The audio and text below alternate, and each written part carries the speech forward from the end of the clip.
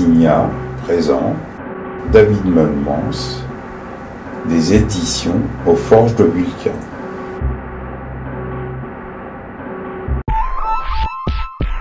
L'édition.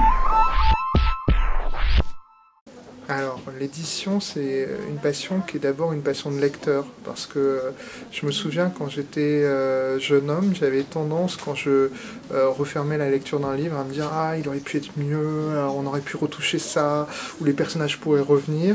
Et donc on se met à rêver de livres qu'on aimerait lire, et finalement on se dit il faut lire ces livres qui n'existent pas encore, et qu'il faut les éditer, il faut les créer. Voilà, donc c'est comme ça que c'est né, et c'est né en 2010 en fait, avec les éditions aux Forges de Vulcain, qui est une maison que j'ai créée avec un groupe d'amis qui avaient le même type de passion, d'ambition, c'est-à-dire faire exister des textes qui n'existaient pas encore.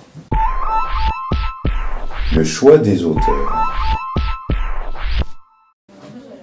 Alors, les gens pensent que souvent on choisit d'abord des textes. Alors c'est vrai qu'on choisit d'abord des textes quand on les édite, mais on choisit aussi des personnes, c'est-à-dire que d'abord moi je reçois des textes, puis je demande à rencontrer la personne avant de lui dire que je vais l'éditer, je lui dis j'aimerais vous rencontrer, et à ce moment-là se crée une sorte d'amitié intellectuelle. Donc on choisit aussi la personne, parce que fondamentalement quand on devient l'éditrice ou l'éditeur de quelqu'un, on peut peut-être l'éditer pendant plus de 40 ans.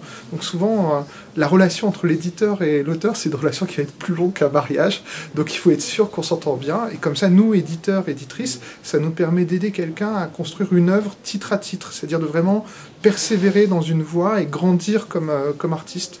Et donc quand on choisit un auteur ou une autrice, c'est pour l'accompagner dans ce chemin qui sera un chemin existentiel qui l'accompagnera jusqu'à sa mort. Captation, musique, son, montage, réalisation signée Odd. Cette vidéo a été réalisée en partenariat avec la librairie L'Esperluette à Chartres.